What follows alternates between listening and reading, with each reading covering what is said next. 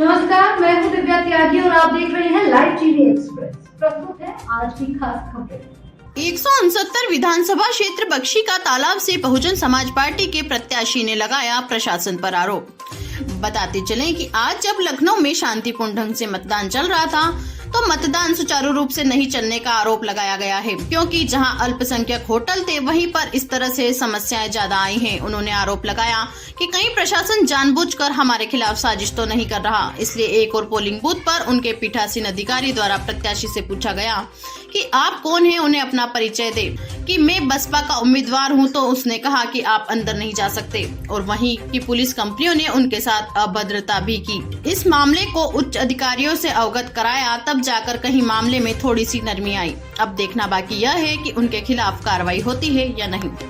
समय लखनऊ में बक्सी का तालाब विधानसभा क्षेत्र 169 में मैं खड़ा हुआ हूं और मेरे सामने आप देख सकते हैं कि आदर्श मतदान केंद्र संख्या 167 बक्सी का तालाब इंटर कॉलेज है, जिसमें मैं अपने कैमरामैन से कहूँगा कि दिखाने के लिए कि यहाँ पे जो भीड़ है और बंदरों की आवाजाही है और लोग अभी वोट डालने आ रहे हैं। जैसा कि यह बताया जा रहा है कि अभी तक 30% मतदान हो चुका है। मेरे साथ बात करने के लिए इस समय बसपा उम्मीदवार मेरे साथ में हैं और इनका ये भी जो है कि कहीं कहीं पे ईवीएम की खराबी थी, इसके कारण से मतदान कुछ दिन धीमी रही और कहीं जिनके प्रशासनिक चूक के कारण के साथ अभद्रता की गई।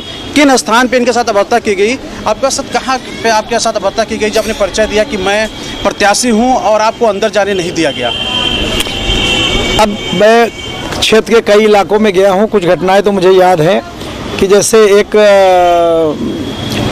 सबसे पहले पैगरामों में मशीन नहीं चली, एक भी वोट नहीं पड़ा 9:15 बजे तक।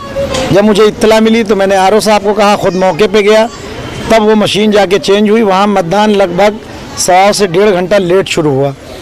उसके बाद दूसरी मशीन बेहटे में ख़राब थी, वो भी लगभग 1 घंटा 20 मिनट बंद रही, नहीं चल पाई। फिर वहाँ भी मैंने शिकायत की, बात हुई तो वो दूसरी मशीन वहाँ चालू हुई। जो आपने इलेक्शन कमीशन ने शुक्ला जी को अवगत कराया तो उसकी तत्काल बाद कितने बाद जो है उस जो मशीन को चेंज किया? नहीं, मशीनें तो चेंज हो गई और मैंने ये भी शिकायत की कि जो पीठासीन अधिकारी हैं या जो पुलिस के लोग हैं, इनको प्रॉपर ट्रेनिंग नहीं दी गई, उन्हें खुद लॉ नहीं पता, पुलिस का क्या काम है, उसके अलावा वो दूसरी तरीके के काम कर रहे हैं, मजिस्ट्रेट का काम।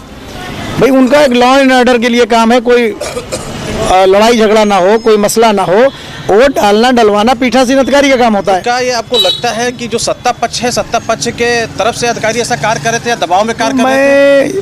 मैं इतना तो ज़रूर मानिए कि भाई जो लोग ताकत में होते हैं कुछ ना कुछ तो उनका रेशियो रहता है, लेकिन इतना ज़्यादा रहता है ये मुझे पहले, चूँकि मैं इस तरीके का चुनाव नहीं लड़ा, मेरा पहला चुनाव है, लेकिन मैंने ये शिकायत रिटर्न में भी उनको भेजी। फिर उसने माफ़ी मांगी।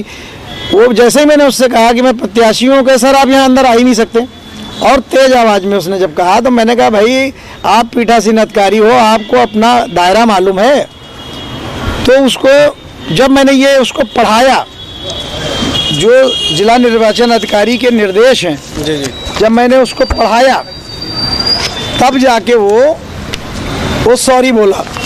हमने कहा यहाँ पे मैं अंदर हम जा सकते हैं, मेरा एजेंट जा सकता है, उसे आप रोक नहीं सकते।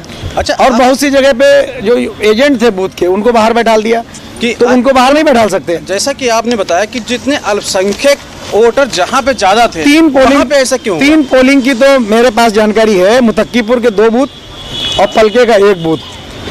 उन पे ये मान लीजिए जहाँ दूसरी जगह पे 36, 37, 38, 40, 42% तक मैंने पोल चेक किया और वहाँ पे 17%, 19%।